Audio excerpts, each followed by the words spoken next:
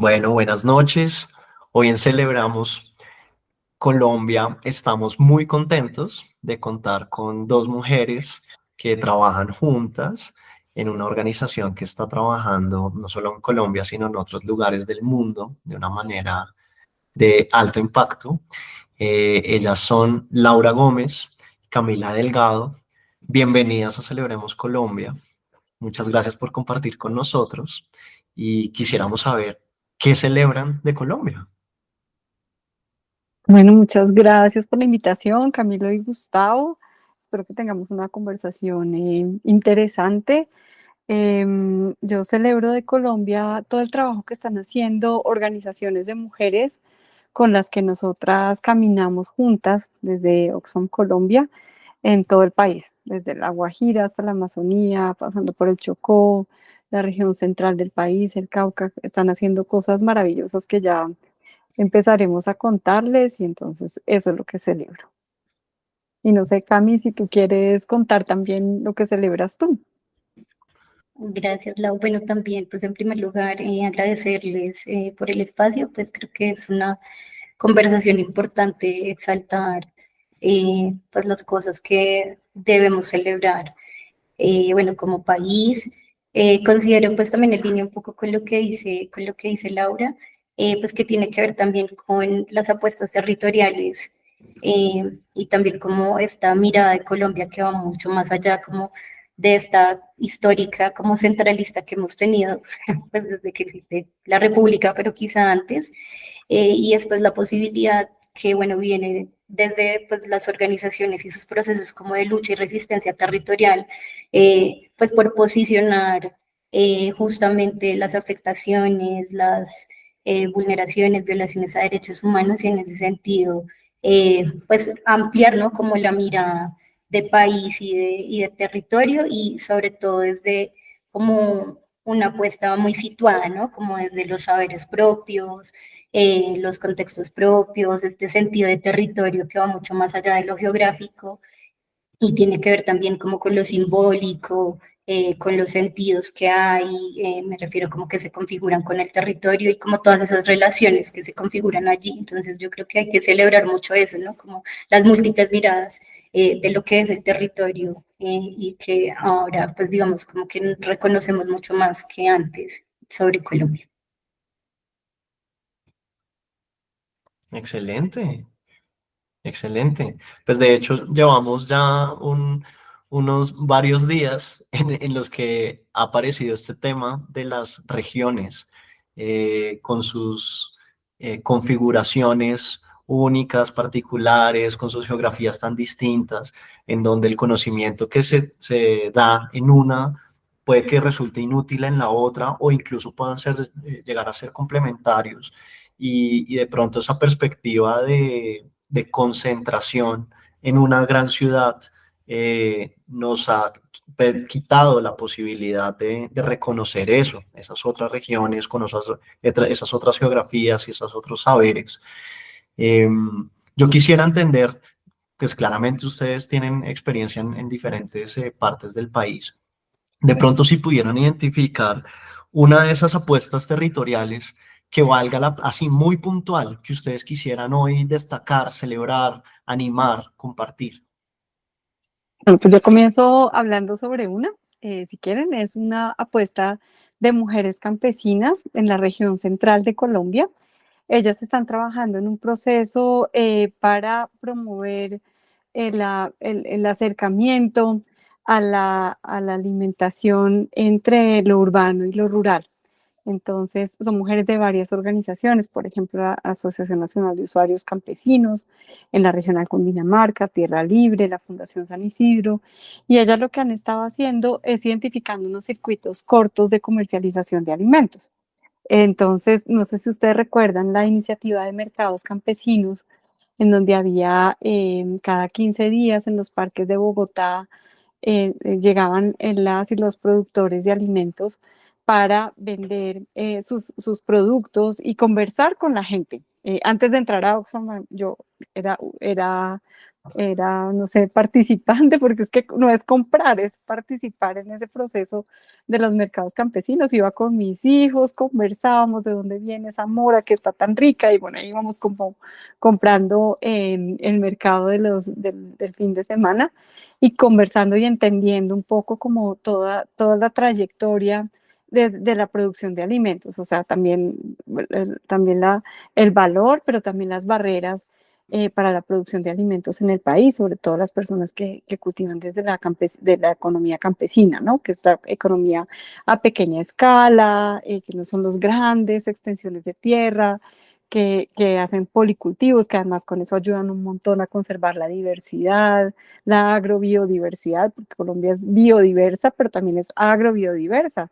Es una de los países del mundo que tiene más variedad de alimentos. Entonces, digamos, eso me conectaba mucho con Oxfam. Ese proceso no siguió tanto en Bogotá, pero estas mujeres siguieron impulsándolo en muchos municipios de la región central. Y ahora están visibilizando estos circuitos de comercialización y en apoyo con estudiantes universitarias, mirando, por ejemplo, cómo son esas canastas alimentarias locales, trabajando en ese tema también. Entonces, es como para suplir los requerimientos nutricionales de una persona en Cundinamarca, por ejemplo, que necesitan vitaminas, carbohidratos, pero acá no vamos a traer alimentos, arroz no, solamente, sino por ejemplo la papa, ¿sí? De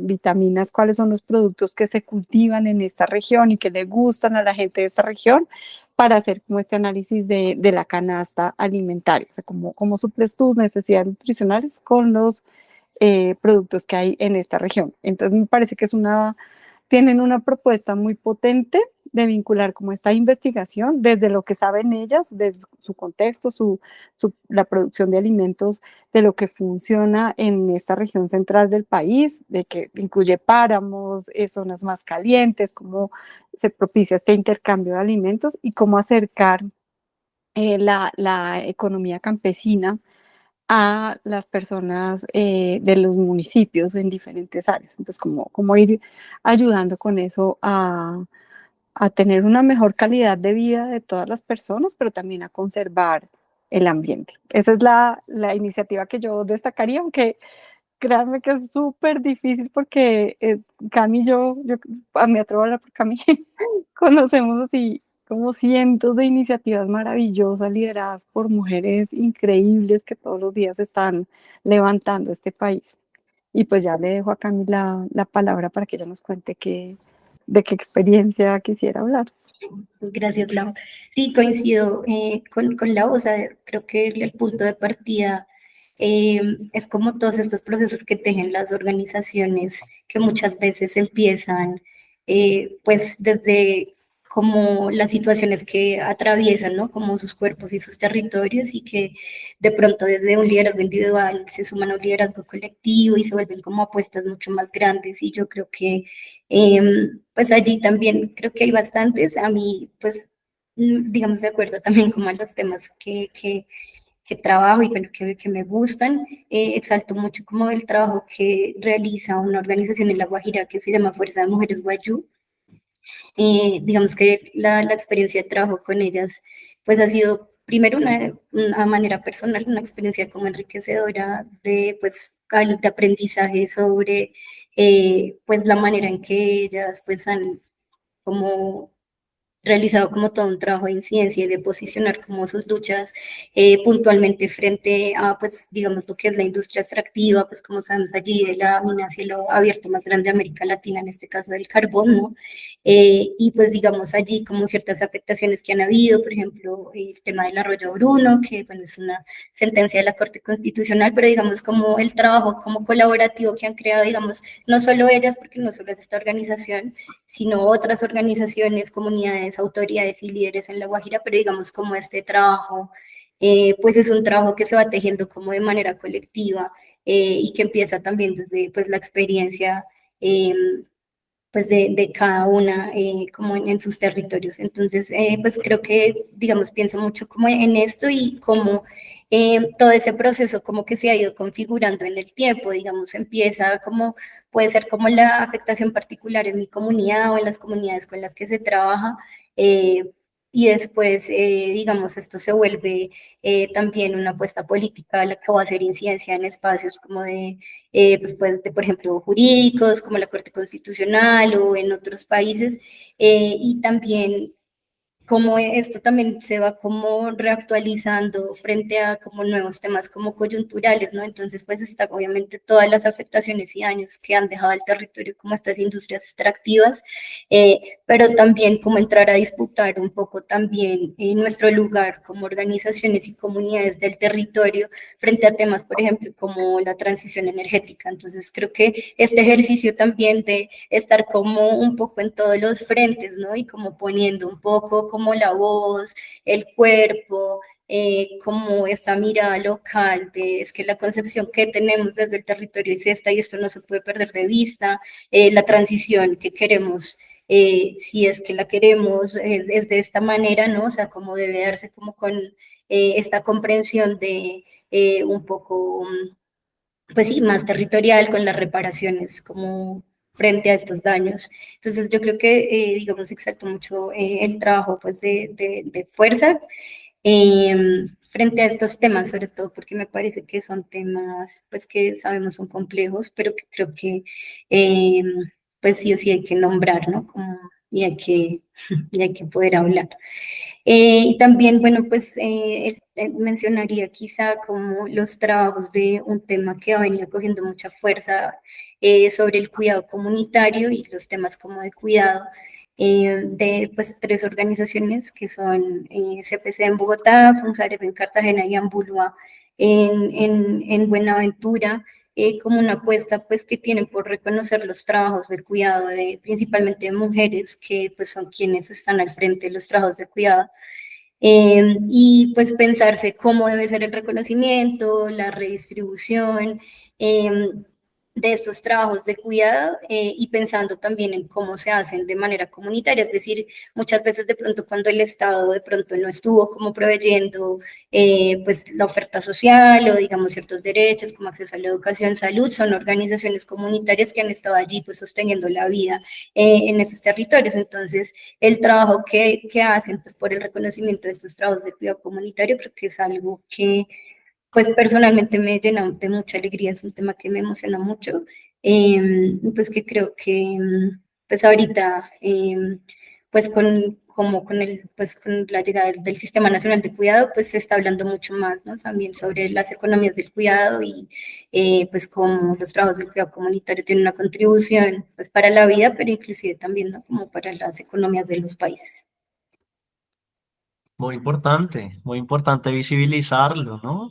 Tantas personas que se han dedicado, sobre todo mujeres, a cuidar sus casas, digamos que a sus adultos mayores, como también a sus hijos, eh, y que no han tenido ni el reconocimiento ni la gratitud en su propia casa y pues mucho menos de la comunidad. Entonces, reconocerlas y considerar, digamos, que todos los esfuerzos y lo que implica hacerlo, pues es un avance muy importante, muy importante. Y lo que falta es seguir haciendo, ¿no? De acuerdo contigo, pero creo que también es como el pensarse en el cuidado, la manera como el cuidado ha sido distribuido en la sociedad, es un poco un llamado a ver qué es lo central en la economía del país, en el modelo que estamos siguiendo, ¿cierto? Un modelo que ha estado orientado, digamos, hacia la reproducción del capital, ¿no? Pero el llamado de pensarse la economía del cuidado es la centralidad de la vida. Entonces, pensar cuál es la contribución de este trabajo de cuidado eh, en diferentes ámbitos, en el comunitario también, pero digamos, la contribución del trabajo de cuidado a a la economía global y a la economía nacional, y empezar a cuestionar un poco la invisibilidad del aporte del cuidado, pero también el que recaiga sobre las mujeres, porque es un trabajo que se hace sin remuneración, sin reconocimiento. Entonces, cuando se habla del cuidado en los hogares, desde la economía del cuidado, pues se plantea lo que decía Cami de la redistribución del cuidado entre las mujeres y los hombres, entre los integrantes del hogar, ¿cierto? Como una cosa de que los hombres ayuden a lavar los platos, a cocinar, a limpiar, sino que todas las personas, los hombres también, asuman una responsabilidad en el cuidado. Entonces, bueno, se han hecho, digamos, un montón de cálculos y se estima que el aporte del cuidado al Producto Interno Bruto de Colombia, si se contabilizara, sería cerca del 20% del Producto Interno Bruto Nacional. Claro, obviamente ahora no está integrado a estas cuentas, pero sería del 20%. Y a nivel global, aportaría mucho más que la industria de las tecnologías, por ejemplo. Entonces, es clave generar un cambio para que este trabajo, cuando deba ser remunerado, se remunere bien, se realice en condiciones dignas y sea repartido, digamos, en la sociedad. Y esto nos lleva a pensar entonces cuál es la prioridad de nuestras sociedades. Si es producir dinero, como dice Cami, por las extractivas, generar eh, actividades que, sin importar el impacto que tengan en la vida de las personas, generan dinero, o es pensarnos como humanidad en qué consiste la sostenibilidad de la vida. Y ahí el cuidado es súper importante. Y a nivel de comunidad, claro, es lo que cuando no hay Estado, lo que sostiene todo es el cuidado comunitario.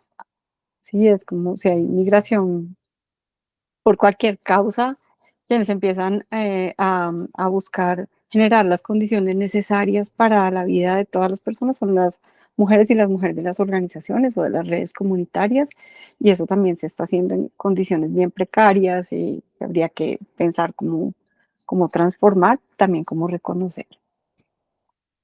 Oye, a ver, yo fui educado por una gringa, entonces eso significa que desde muy pequeño yo tenía que hacer labores manuales en la casa, es decir, hacer mi cama, cocinar, lavar un baño, todo ese tipo de cosas es lo normal en la crianza norteamericana, pues porque eso lo tiene que hacer uno.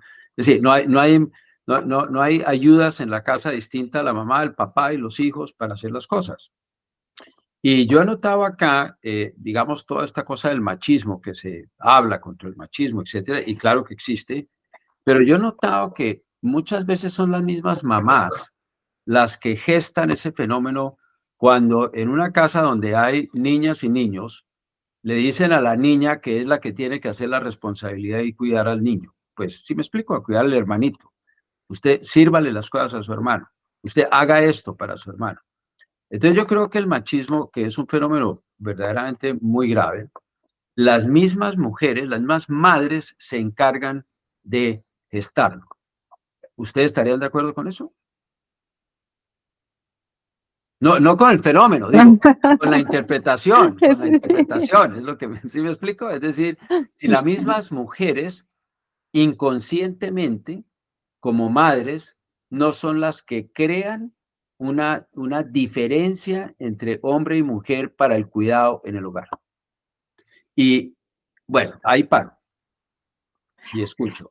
Mira, yo lo que creo es que estamos inmersas en una cultura machista, ¿cierto? Todas las personas, mujeres y hombres, pero cargarle la responsabilidad de la reproducción de estos estereotipos de género a las mujeres es todavía como profundizar más las barreras generadas por el machismo, ¿cierto? Encima de que ya vivimos una situación que nos carga el trabajo de cuidado, que justifica las violencias contra las mujeres, que nos genera un montón de desigualdades porque en ninguna sociedad humana ha logrado una igualdad en la garantía de los derechos para mujeres y hombres.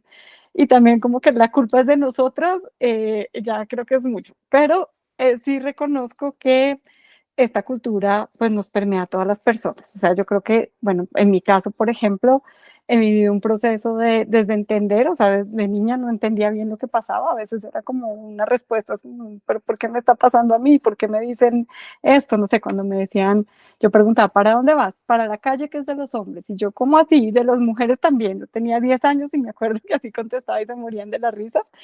pero no entendía bien lo que pasaba, porque estaba inmersa como en esa cultura machista también. Cuando es como este tránsito de empezar a entender y empezar a reelaborar, que nos reta todos los días, porque como es una cultura que es, pues, que es predominante, digamos, entonces yo misma muchas veces me sorprendo repitiendo estereotipos machistas, o es un trabajo permanente porque la cultura es muy fuerte, pero creo que no es responsabilidad de las mujeres, ¿sí? No sé si me explico, No, o no, sea, no, no, no, no, reconociendo no, Sí, no, que quedó no, súper no, claro. no, no, yo no quise, no, no, tranquila, Laura, tranquila, tranquila, no, no te preocupes, no, no, no, lo que estoy, digamos, preguntando, pues porque es lo que yo he observado, es que, y estoy completamente de acuerdo contigo, que hay una cultura generalizada, etcétera. Sin embargo, es en los mismos hogares, es a eso que me refiero, así, ¿sí? claro, la socialización, claro, eso es Eso, súper importante, claro, eso es, claro, eso y es. lo reproducimos las mujeres y los hombres, digamos, sí, Eso, estos claro. Ah, no, no, estereotipos, no, claro que sí. Pues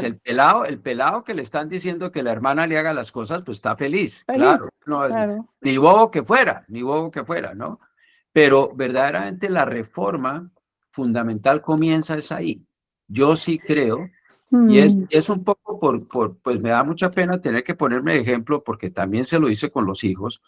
Yo sí creo que en la cultura norteamericana han logrado en alguna forma, no totalmente, porque allá también existe un machismo, pero sí ese hecho de que mira, una de las cosas fantásticas de la pandemia, que eso es duro decirlo en esos términos, es que a mis alumnos les tocaba hacer la cama por primera vez, les tocó cocinar por primera vez, les tocó lavar los baños por primera vez, y a muchos les quedó gustando la cocinada. A muchos les estoy hablando de muchachos de 18, 19 y 20 años y cosas así, que naturalmente vivían en hogares donde seguramente había una empleada que iba y hacía el trabajo, etcétera, pues ya no podían, entonces tenían que hacerlo. Y fíjate que eso fue definitivo para ellos y fue obligado, ¿sí es decir, le tocó a todos, y claro, también a esposos, maridos y todo, les tocó a los papás. Yo creo que ese fue un momento muy interesante en el país en donde hubo una rotura, no, pues seguramente no perduró en muchos de los hogares, pero unos por primera vez. Y yo me acuerdo el testimonio de alumnos míos, decían, oye, Gustavo, es que me gusta cocinar. Ahora leo sobre recetas. Y me parece genial servirle a mi papá y a mi mamá y a mis hermanos. Fíjate tú. Y eso lo produjo la pandemia. Eso lo mm. produjo la pandemia, ¿sí?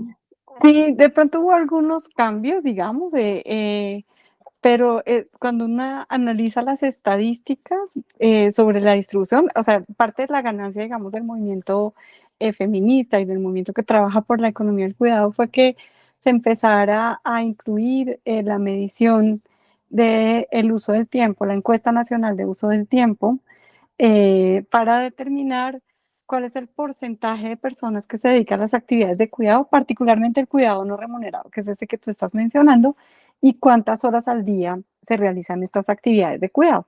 Entonces, esta encuesta se ha repetido y nos permite ver cómo ha evolucionado la situación. Y sí hubo un pequeño, en algunos sectores, una pequeña ganancia, pero en realidad todavía no cambió la balanza en la distribución de cuidado entre mujeres y hombres. Entonces, bueno, y también algunas actividades malas empezaron a asumir los hombres más que otras, pero no tantas. No se logró. Nosotras pensábamos que tal vez sí se iba a poder incidir, que iba a poder un cambio mayor en la distribución del cuidado en los hogares, pero eso todavía no lo estamos viendo. Y creo que, bueno, yo no sé, yo cuando miro la realidad de Estados Unidos, yo todavía no veo igualdad y veo que hay una situación para las mujeres cuando tienen hijos e hijas, una dedicación al cuidado también muy fuerte, mucho más fuerte que para los hombres. Entonces, no sé, creo que tocaría estudiar un poco más Más qué en pasa con detalle. esta sociedad. Sí, sí, yo creo que sí. Bueno, Sí, no sé, bueno, creo entonces yo que haría la siguiente pregunta. Entonces, ¿cómo sí. vamos a arreglar esa situación? porque Bueno, necesita arreglo, ahora sí, necesita arreglo. Entonces, ahora, ¿cómo exactamente, la vamos a arreglar? exactamente. Ahí nos vamos entendiendo. Yo creo que hay una parte de los hogares, sí, pero los hogares no solamente, y ahí necesitamos políticas públicas, ¿cierto?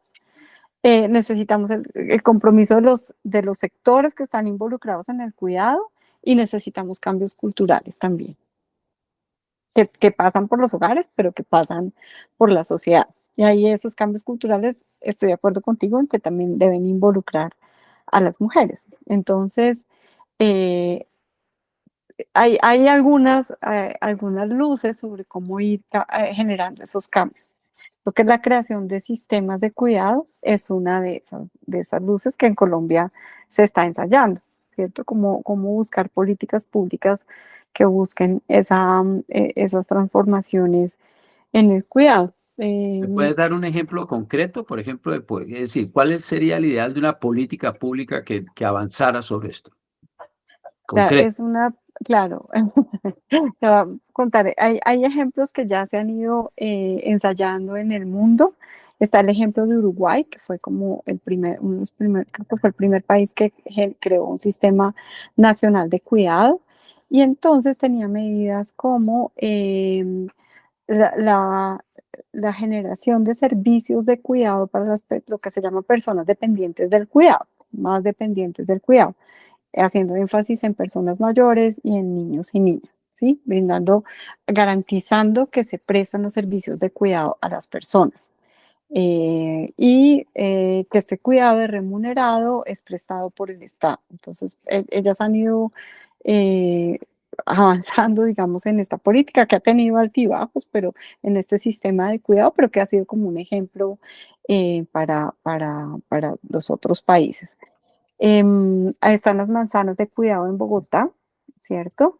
En donde que son espacios en los que se brindan servicios de cuidado para disminuir la carga de cuidado en los hogares y para generar estos procesos de transformación cultural. Entonces, hay servicios de cuidado a personas dependientes, hay lavadoras comunitarias, por ejemplo, se incentiva que quienes van a lavar la ropa no sean las mujeres, sino también los hombres, y se integra, digamos, en los servicios del distrito pensando en el cuidado de las personas.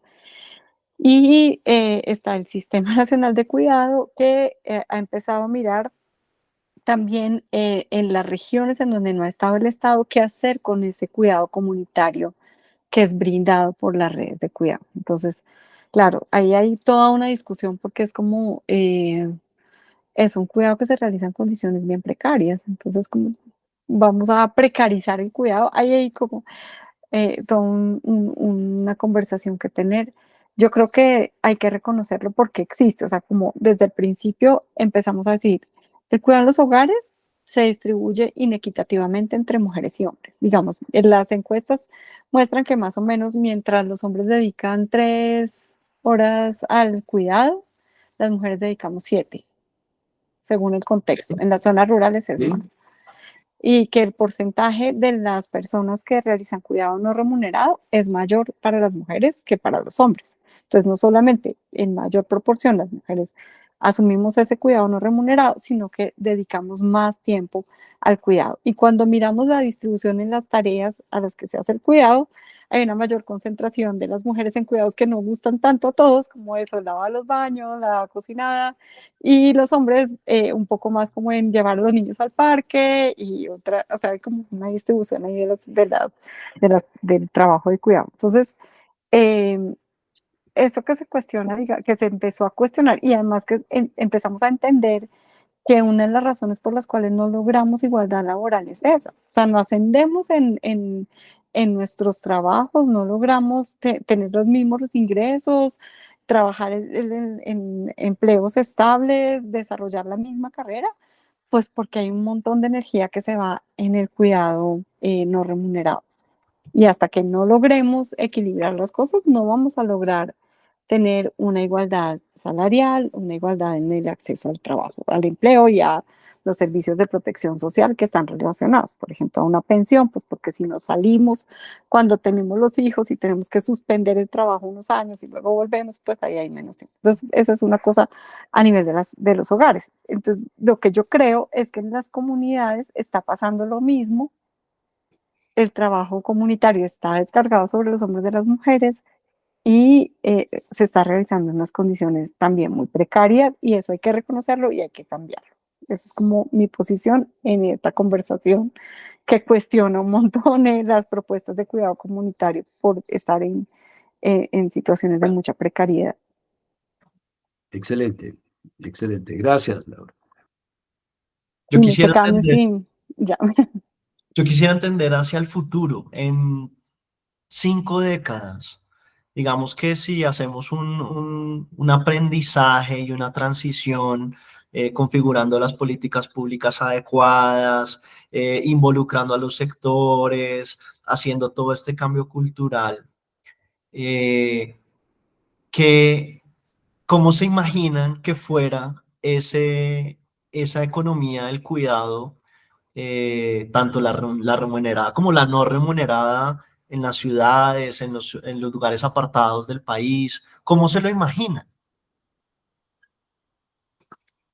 A mí creo que he hablado mucho, yo no sé si quieres Y, oye, hablar. Ya, Eh, bueno, pues yo creo que, pues ahorita podemos hablar como, yo pienso, de escenarios como ideales, ¿cierto? Pero en realidad también hay que ver en la práctica y en lógica de proceso cómo se va construyendo esto, ¿no? Digamos que estos son temas muy incipientes, pero yo también creo que justamente con lo que menciona Laura, ¿no? También del Sistema Nacional de Cuidado, pero también el sistema distrital, pues estas son apuestas muy nuevas que, así como han tenido sus aciertos, pues también hay muchas oportunidades, pues como de mejora y pues de, digamos, seguir como nutriendo y retroalimentando estas propuestas como de política también desde las visiones pues de las mujeres cuidadoras, ¿no? Que, pues por ejemplo, digamos, hay unos temas relacionados con la provisión de ciertos servicios, ¿cierto? Pero digamos, el cuidado no se agota únicamente en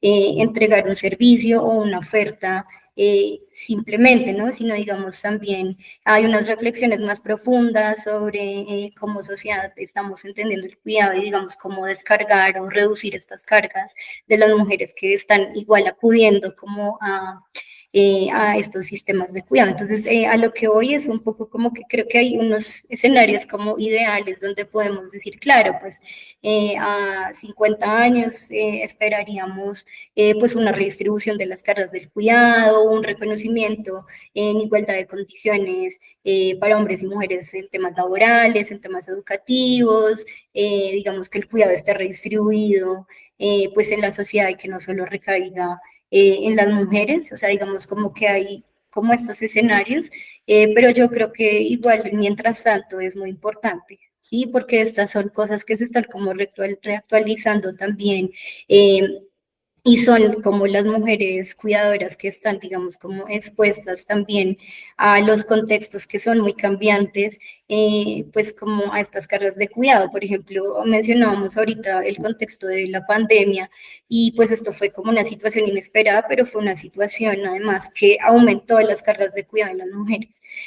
Una situación de guerra, por ejemplo, también es un contexto que puede igualmente volver un poco como a retroceder ciertos derechos adquiridos o a poner aún más cargas, pues principalmente en las mujeres, que son quienes realizan estas labores de cuidado, que bueno, también hemos visto, por ejemplo, que también hay hombres cuidadores, por ejemplo, en organizaciones comunitarias, pero pues recae principalmente en las mujeres y a esto sí le sumamos, por ejemplo, variables, ¿no? Como también de, pues, por ejemplo, racismo, ¿no? Como un poco estos cruces o interseccionalidades también que existen, o miradas como, pues sí, como de otras otras como opresiones también, ¿no? Estructuras que pues también están en juego allí. Entonces yo creo que responder como esa pregunta puede ser un poco difícil, porque puede ser como un poco romantizar quizá como el escenario ideal también de qué pueda pasar, pero yo sí creo que lo que para mí un escenario ideal es ese, es un escenario constantemente como participativo, un escenario donde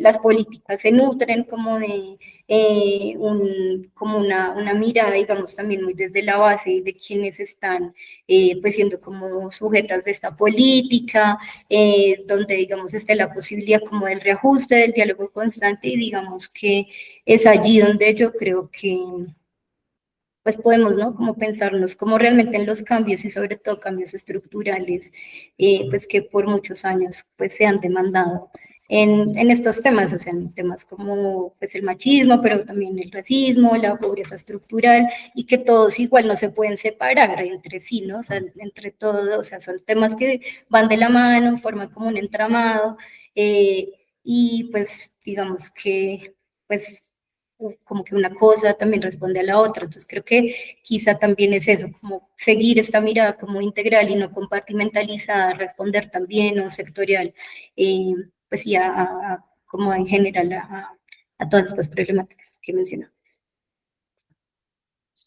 Un comentario, ustedes, a ver si entendí bien. Consideran, por ejemplo, que en los trabajos comunitarios, hablemos las juntas de acción comunal y todo ese tipo de cosas, se recarga sobre la mujer, fue lo que yo entendí. Bueno, creo que habría que hablar un poquito de lo que se considera cuidado, ¿cierto? Desde Bueno, esta perspectiva.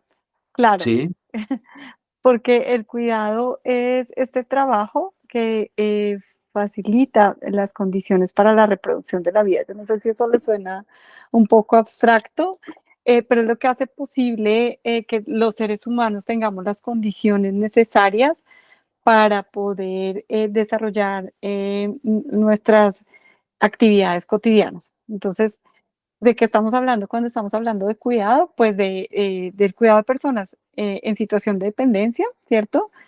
Y a veces el cuidado que hacemos para personas que no necesariamente están en situación de dependencia, porque que son como es el cuidado directo de las personas, el cuidado de los niños y niñas, personas enfermas, personas en situación de discapacidad, personas mayores, ¿cierto?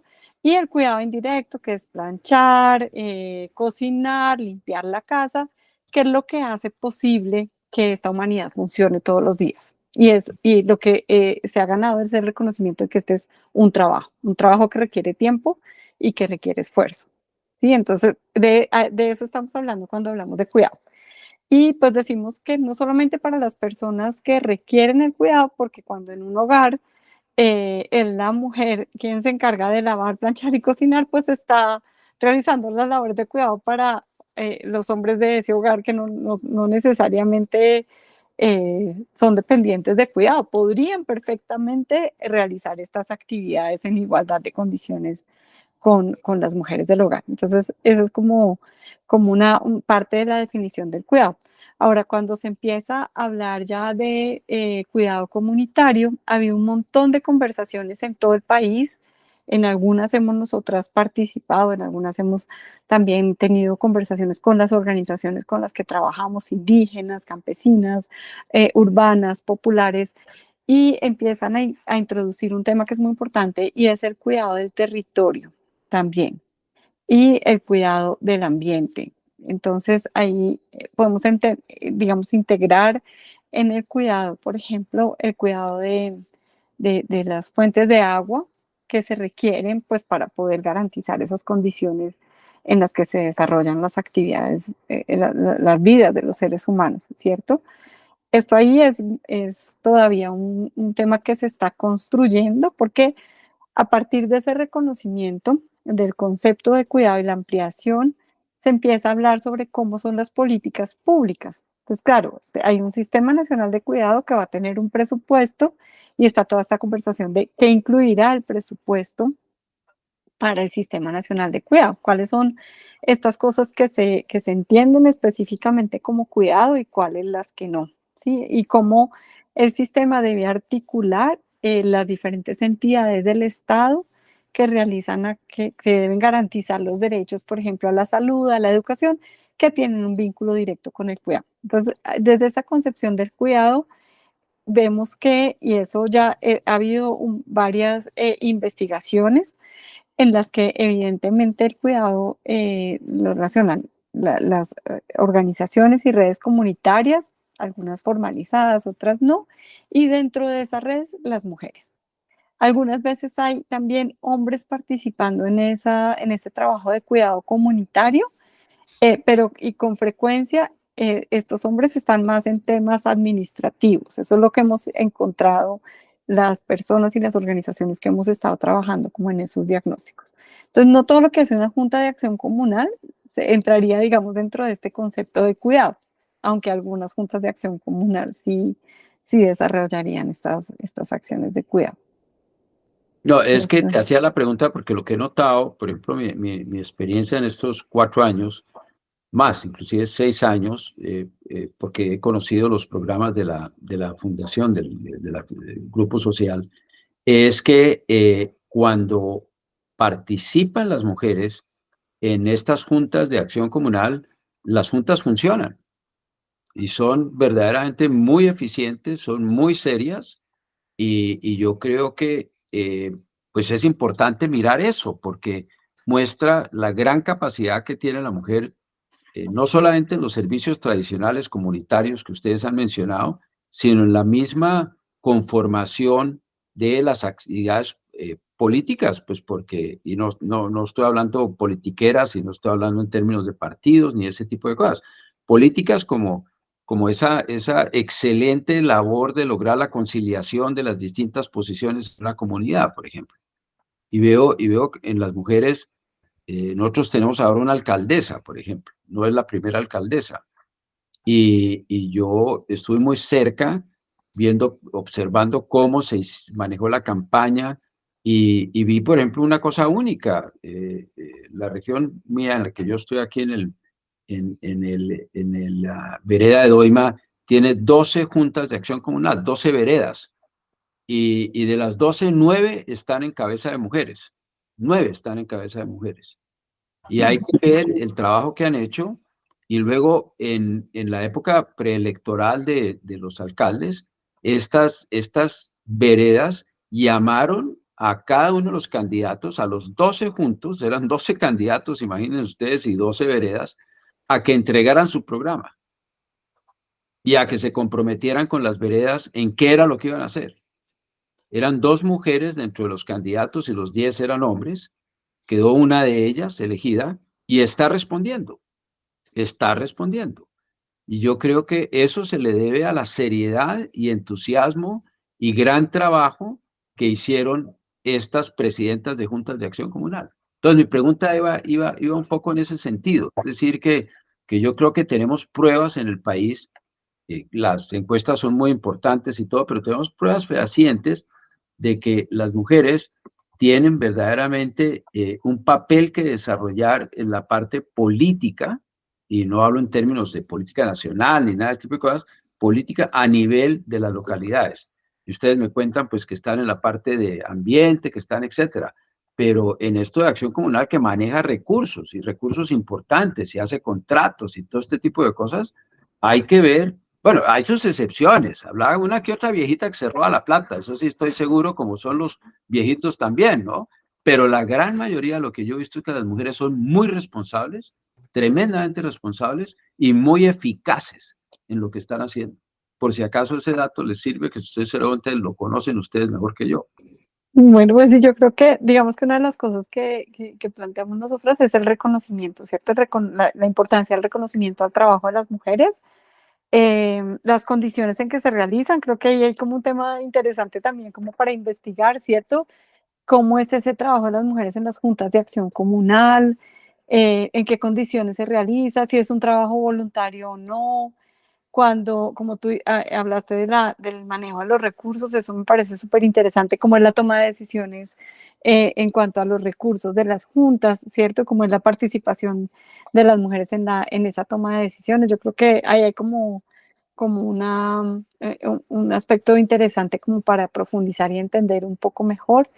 Y sobre lo que mencionas de la participación política de las mujeres, de esta mujer alcaldesa, creo que sí estamos viendo que hay como, mm, no sé, es que no tengo las cifras, los últimos porcentajes, pero bueno, una participación significativa de las mujeres, pero todavía no alcanzamos a hacer, no alcanzamos a tener ni siquiera la paridad ni siquiera el 30% que se supone que se debería lograr en el país en la participación de las mujeres en los cargos de elección popular. Entonces sí es clave como poder visibilizar lo que está pasando en los municipios en donde sí queda electa una mujer. Y eso me parece muy importante, ¿cierto? Porque si empezamos a ver como las alcaldías, los consejos municipales, las asambleas departamentales, los departamentos, las gobernaciones, y empezamos a mirar el porcentaje de mujeres y de hombres, pues nos vamos a dar cuenta de que el porcentaje de mujeres es muy bajo todavía y hasta ahora no hemos tenido ninguna mujer presidenta, por ejemplo, en Colombia. Entonces, bueno, y ya todavía hay como mucho por avanzar, pero este reconocimiento del papel que están haciendo las mujeres que ya están en estos cargos es muy, muy importante. Y bueno, sobre eh, la, la efectividad de las acciones que desarrollan las mujeres, bueno, nosotras que trabajamos sobre todo con colectivos, organizaciones de mujeres, sí lo presenciamos frecuentemente. O sea, creo que también en medio de todas las barreras, porque hay muchas barreras para que las mujeres puedan tomar decisiones sobre el manejo de los recursos, encontramos que hacen un trabajo increíble. O sea, creo que, y si no tuvieran todas estas barreras, pues sería mucho más justo, ¿cierto? Porque las barreras generan como una situación de injusticia por la desigualdad, pero pues también muchísimo mejor, porque si tenemos también esa experiencia de organizaciones que nunca habían tenido o mujeres que nunca habían tenido la posibilidad de decidir qué hacer con los recursos, y es que es como yo todavía me sorprendo un montón cuando empiezo a ver la historia de todo lo que hacen con muy poco dinero. Creo que es como, sí, no sé, no sabría yo explicar por qué pasa, digamos. Creo que es como una, sí, un compromiso también con el cambio, ¿no? A partir de como esa necesidad de generar cambios tal vez, y eso hace que haya como mucho compromiso y mucha visión en lo que es importante. Ahorita hablamos como esta visión del desarrollo, que es distinta también a veces, no sé, sin romantizar como dice Cami, porque aquí el llamado de Cami a no romantizar, a no, sí, pero sí creo que ahí hay algo que entender en esas dinámicas. Oye, una cosa que ustedes seguramente conocen es todo lo de las madres comunitarias. Es un programa que lleva 40 años en el país. Cuando ustedes estaban contando el Sistema Nacional de Cuidado, yo pensé para mis adentros, ese es un germen del Sistema Nacional de Cuidado. Madres comunitarias hace ya casi como 25 años comenzaron a reunir los concejales de sus respectivos municipios, etcétera, y a demandarles programas muy concretos y acciones muy concretas respecto al trabajo de las madres comunitarias. ¿Ustedes creen que eso, por ejemplo, es un ejemplo de política estatal donde se promueve parte de las cosas que ustedes han estado contándonos o no? Yo creo que el de las madres comunitarias es un ejemplo de la ganancia de estas mujeres que entienden cómo su rol, su trabajo en la atención a niños y niñas es un trabajo que debe ser reconocido y remunerado por el Estado. Entonces ya tienen como todo este trabajo, digamos que comienza como un trabajo de naturalizar el rol de las mujeres cuidadoras y decir, bueno, que sigan cuidando en sus casas, las vamos a llamar madres comunitarias, ellas van a dinamizar las acciones estatales en estas comunidades a donde nosotras no llegamos, y lo hacen sin remuneración, ¿no? Como voluntarias. ¿Por qué? Pues porque son mamás y las mamás cuidan a los niños y a las niñas. Más o menos eso es como lo que está detrás, y de pronto ellas empiezan a cuestionar esto y a decir, es que somos trabajadoras, ¿sí? Y nunca hemos tenido un salario, una vinculación laboral, pero somos trabajadoras, estamos haciendo un trabajo, y empiezan a demandar al Estado que las reconozca como trabajadoras y que les genere esas condiciones dignas para realizar ese trabajo. Ellas han ganado, digamos, legalmente este reconocimiento, Y me parece como un ejemplo así súper importante de cómo, sí, de lo que debería empezar a ser una transformación en la concepción del cuidado, ¿cierto? Que ellas puedan tener eso, un salario digno, derecho a una pensión, pero creo que todavía falta mucho para concretar, digamos, ese reconocimiento formal que ellas ya tienen en las condiciones reales para que ellas tengan un salario y todas las garantías laborales y de condiciones para realizar el trabajo que se requeriría, ¿cierto? Porque es como Pero sí estás de acuerdo que es un germen. Sí, ahí se inició Em, algo. sí, pero no sé si es que yo lo que creo es que no surgió como la decisión del gobierno X o del Estado de promover una política pública para fortalecer el cuidado comunitario, que nosotros pensamos que debe tener en cuenta tanto las condiciones en que se realiza el cuidado para que satisfaga las necesidades de las personas cuidadoras y de las personas que requieren cuidado, o sea, de las personas que requieren cuidado y las condiciones dignas para las personas cuidadoras, ¿cierto? O sea, realmente la política surgió todo lo contrario, o sea, como una política que nace desde la naturalización del rol de cuidadoras de las mujeres y promoviendo que se haga de manera voluntaria, pues porque es que es la obligación de las mujeres cuidar, y luego por todo el trabajo que han hecho ellas de empezar a pedir o a demandar ese reconocimiento, pues se reconocen ahora como trabajadoras y se reconoce que el Estado debe generar una vinculación laboral para ellas. Entonces creo que no fue tanto el resultado de una política, sino de la lucha de ellas. Ahora, que la política pública que se desarrolle deba tener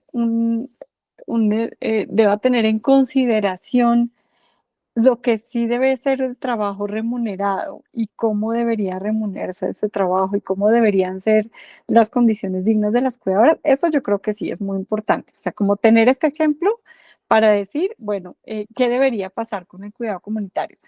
Es una conversación que creo que está iniciando.